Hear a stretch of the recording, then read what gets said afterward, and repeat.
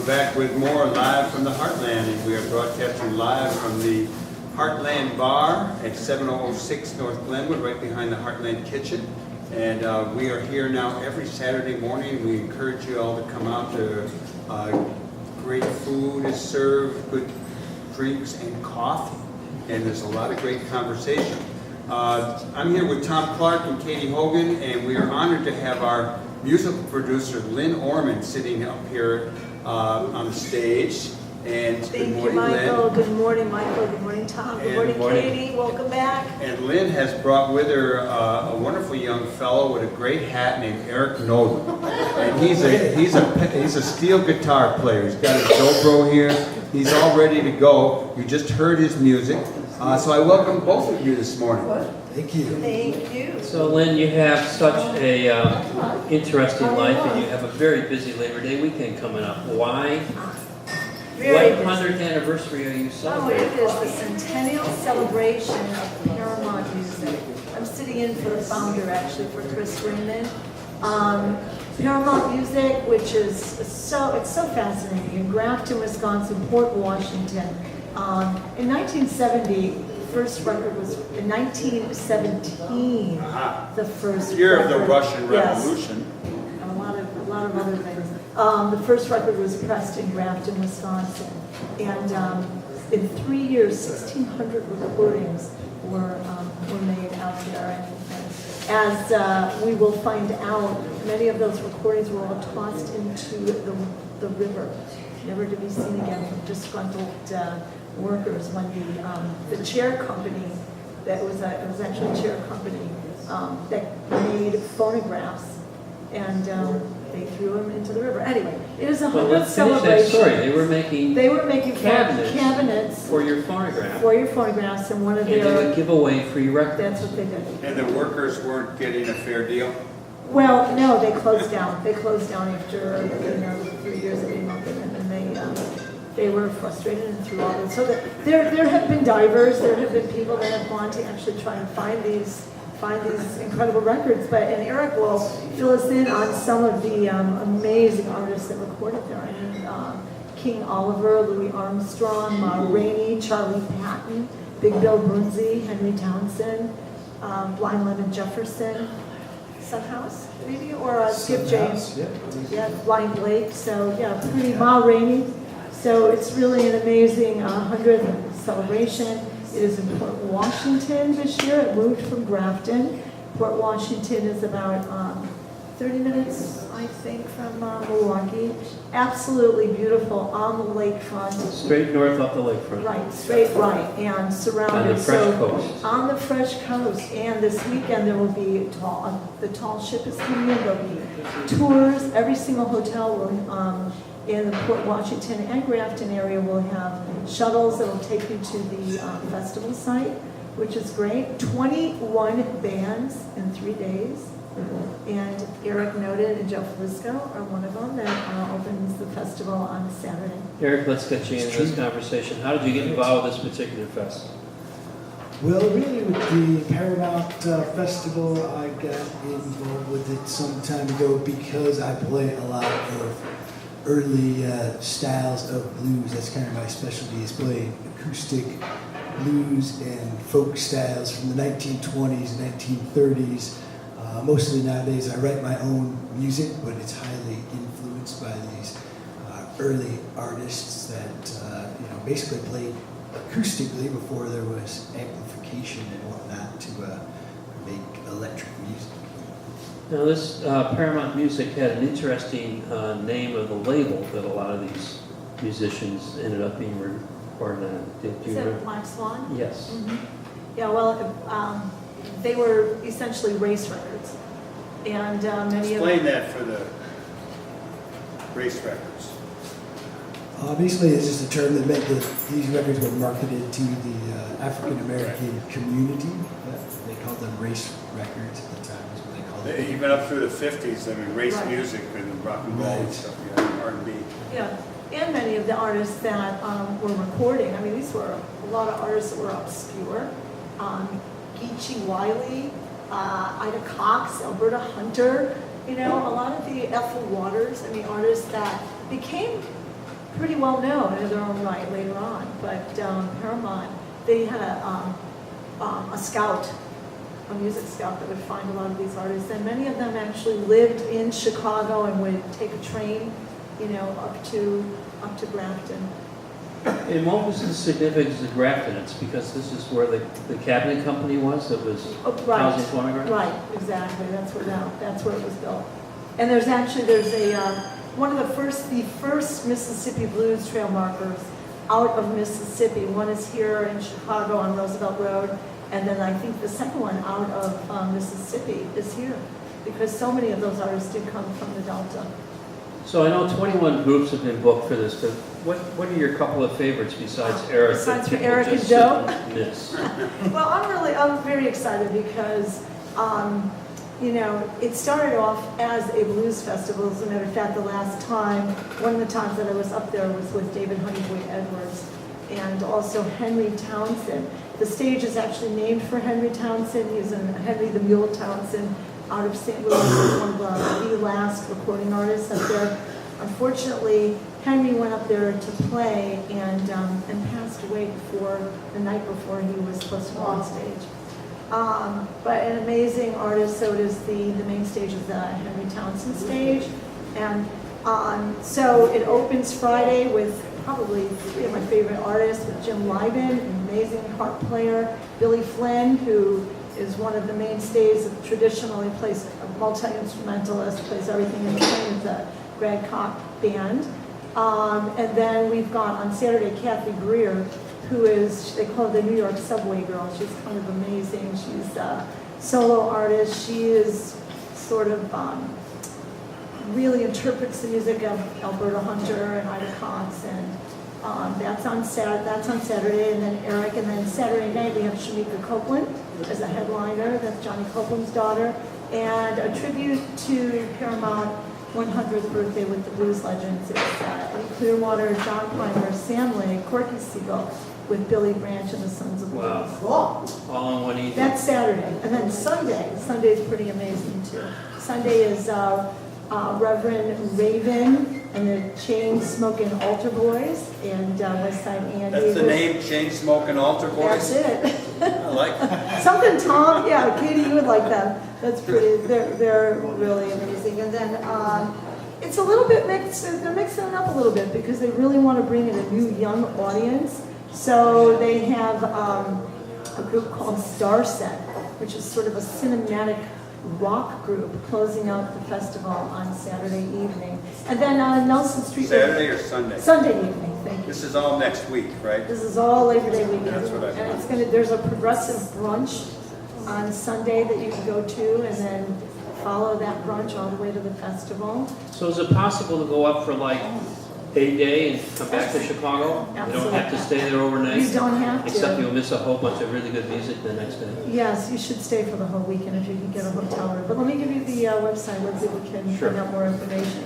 It's paramountmusic.org, www.paramountmusic.org.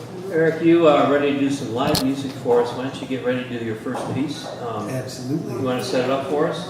Sure. I'm going to play a tune I wrote called Sinking in Love. And this, the reason I picked this song is because it's typical of really a style of music known as hokum. And one of the guys who recorded on Paramount Records starting in 1924 was a guy by the name of Papa Charlie Jackson, who is originally from New Orleans but had a Chicago connection, actually recorded some songs about Maxwell Street in the 20s. And he really played this kind of upbeat, sort of happy style of blues that a lot of people call hokum. So he plays Hokum, in that- H-O-K-U-M? Correct. Man, I gotta look that word up. Hokum. And Eric, you're playing as a duo with Joe Flisco. Can you just give us a little background about the two of you? Sure, yeah. Joe and I specialize really in sort of recreating a lot of the styles from the 1920s, 1930s, and putting our own spin on it. So we're an acoustic duo. I play guitar and sing, and he plays harmonica and sings as well. And we will be at the Paramount Festival on Saturday, September 2nd at 1:45 in a second. So this will give you an idea of what it will sound like without the harmonica. So in a tribute to Papa Charlie Jackson and John and Holcomb style, here is Sinking in Love.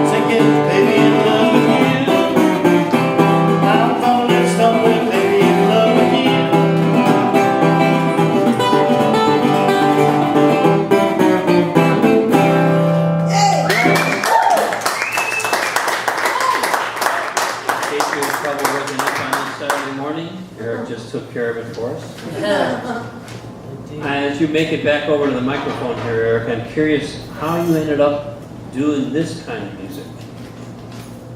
It's a good question. I started playing guitar when I was about 8, actually. My dad got me into guitar, and he likes this type of music. So that was really my first exposure to it. But wasn't teaching you under Segovia or other pieces like the classical music like that? Wasn't, but I did actually study some of that along the way as well. Really, I started on electric guitar. I started playing electric guitar when I was really young. And over time, I got interested. I played some classical guitar, learned how to play solo, basically, unaccompanied type stuff. And then I had a couple electric bands, and I got to a point where I got burnt out on playing in bands because I was working with people at the time that I couldn't depend on so much. And that's where I kind of like rediscovered when I was about 19 or 20. I kind of fell back into and realized I really like this type of music because it's self-contained. You can do it by yourself. And it had a lot of interesting guitar work in it too, which I liked a lot, which has some similarity to playing classical guitar because you're playing bass parts, and melody parts, multiple voices basically on the same instrument. And at the time, there was a guy, I lived in Kent, Ohio at the time. There was a guy named Andy Cohen who was a real expert on this music, and he got me interested in it. He kind of told me about the different styles and whatnot, and I just kind of took it from there. So when you started talking earlier, I found myself thinking of Tom Waits. There's kind of this echo of his style. But you didn't sit down to a piano, you sat down to a steel guitar instead. And I don't hear that Tom Waits in your singing voice. So Right. how did you develop that over the years to go along with this kind of music?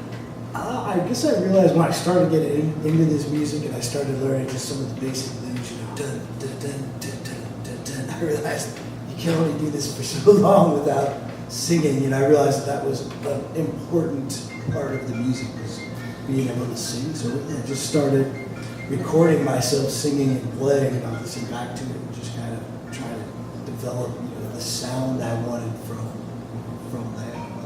Where'd you pick up the dobro?